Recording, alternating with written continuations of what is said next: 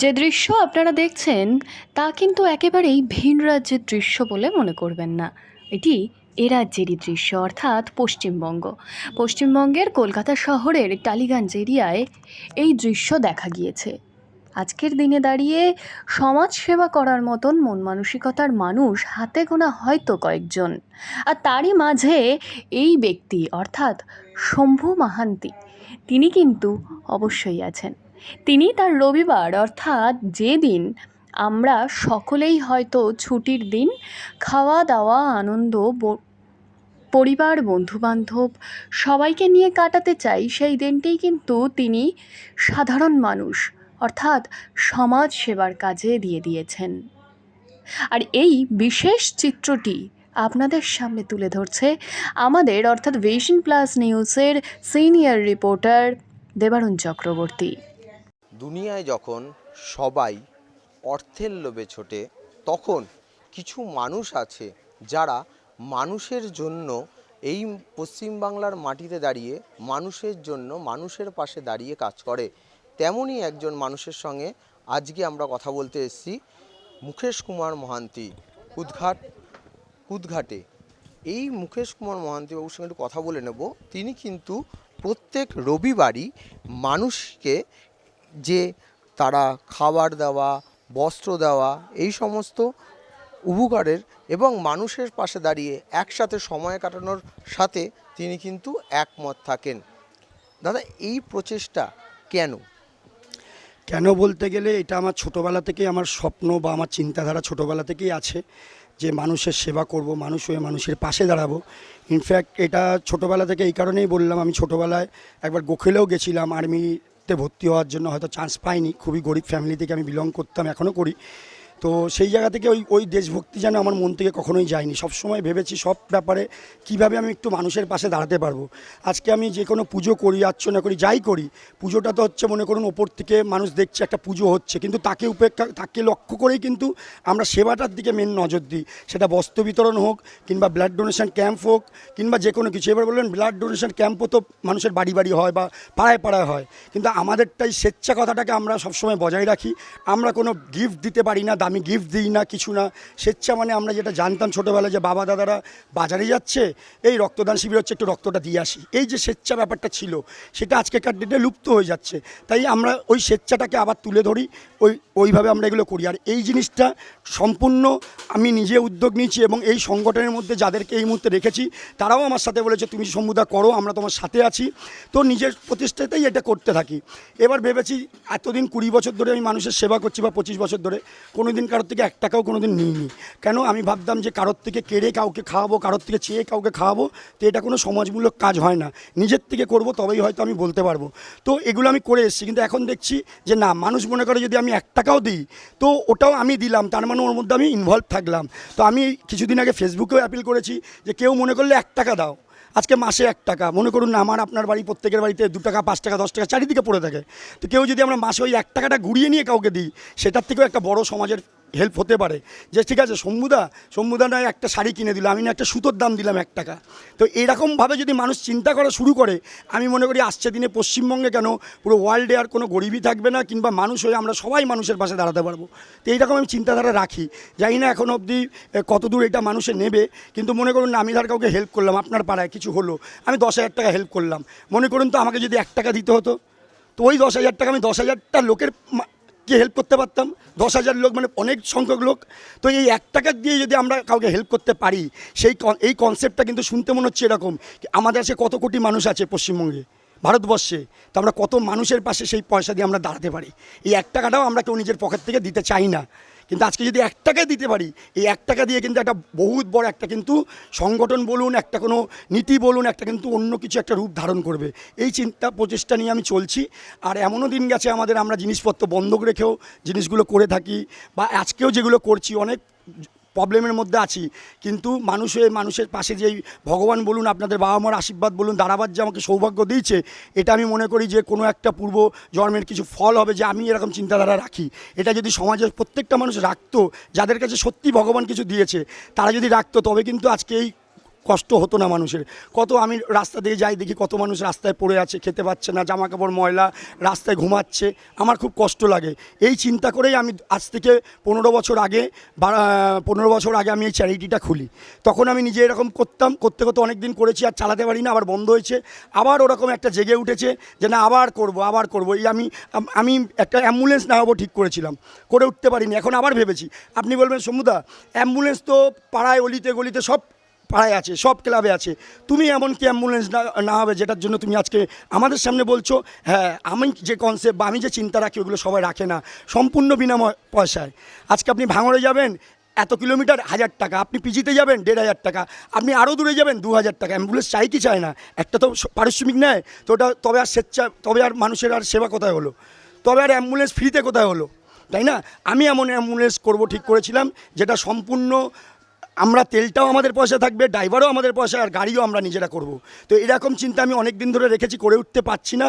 তবে যদি বেঁচে থাকি আমি চিন্তা করেছি ডিসেম্বর মাসের মধ্যে এই বছরে ওরকম একটি অ্যাম্বুলেন্স নামাবো যেখান থেকে মানুষের সম্পূর্ণ বিনাময়সায় মানুষ, গরিবদের সাহায্য হবে। যারা অ্যাম্বুলেন্স চড়তে পারে না, হসপিটালে নিয়ে যেতে যেতে পেশেন্ট ডেথ হয়ে যায়, এরকম মানুষের আমি পাশে দাঁড়াতে চাই। তাই আমি ওরকম একটা অ্যাম্বুলেন্স ভেবেছি নামাবো। ভগবান দিন দিলে যেখানে 1 পয়সাও লাগবে না, একটা অ্যাম্বুলেন্সে লোকের সেবা নেবে, তারপরে যখন ওখানে যাবে দাদা কত টাকা, কিচ্ছু দিতে হবে না ম্যাডাম, এটা সম্পূর্ণ আমরা আপনাদের সেবার উদ্দেশ্যে করছি। হ্যাঁ, কেউ খুশি হলো, সে বললো না না আমার 2000 টাকা বিল হয়েছে, কিছু তো রাখতে হবে, সে খুশি হয়ে মনে করুন 50 টাকা দিল, 1 টাকা দিল, ওই 1 টাকাটাই আমাদের কাছে আশীর্বাদ মানুষের। এই জিনিসগুলো চিন্তাভাবনা করেছি। সব সময় এই কথাগুলো সবার কাছে বলে উঠতে পারি না।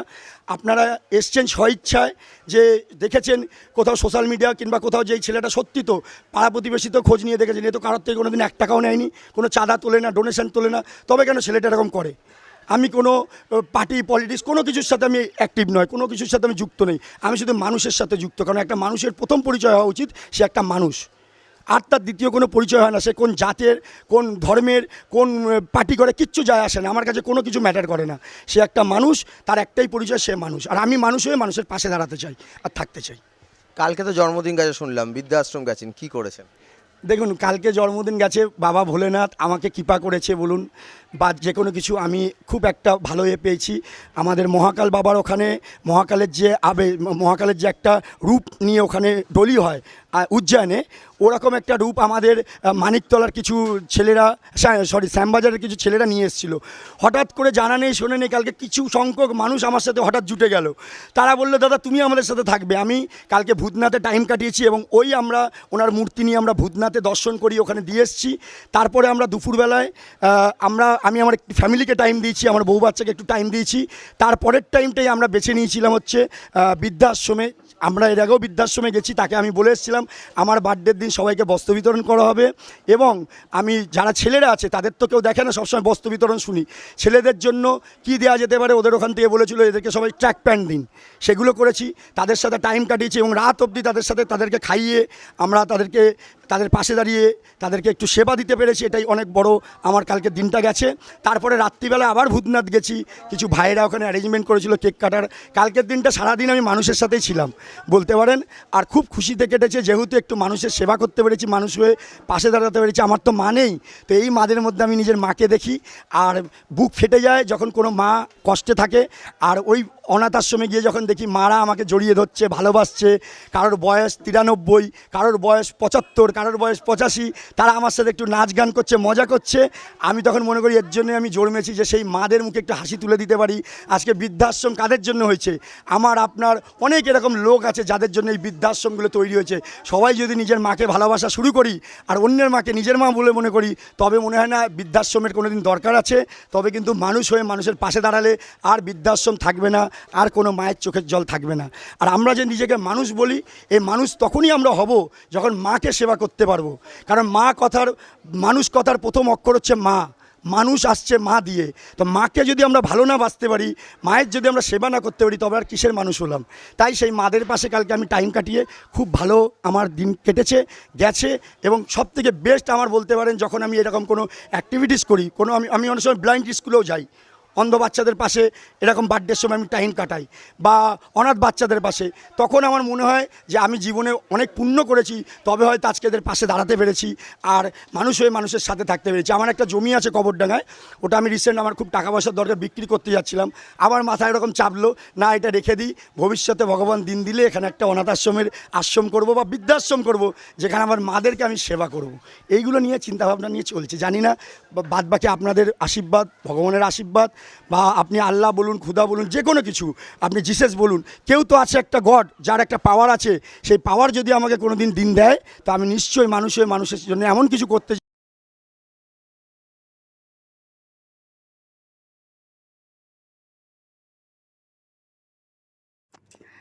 নিজের হাতে করে কিন্তু এই শম্ভু মাহান্তি সাধারণ মানুষের মুখে খাবার তুলে দিচ্ছেন, আর সেই ছবি আপনাদের সামনে। তিনি আরও বিভিন্ন রকম সমাজসেবামূলক কাজ করবার কথাও কিন্তু জানিয়েছেন। কি বললেন তিনি আরও শুনে নিন। এই আপনার যে প্রতিভা, এই প্রতিভা কতজন এগিয়ে এসছে এবং কীভাবে এগিয়ে এসছে? দেখুন, কতজন এগিয়ে আসছে বলতে, আমি তো সবার কাছে আমার সোশ্যাল মিডিয়া সাইডে আমি বলেছি, এখানে এরকম লোক এগিয়ে এসছে যাদেরকে আমরা কোনোদিন স্বপ্নও ভাবতে পারবো না।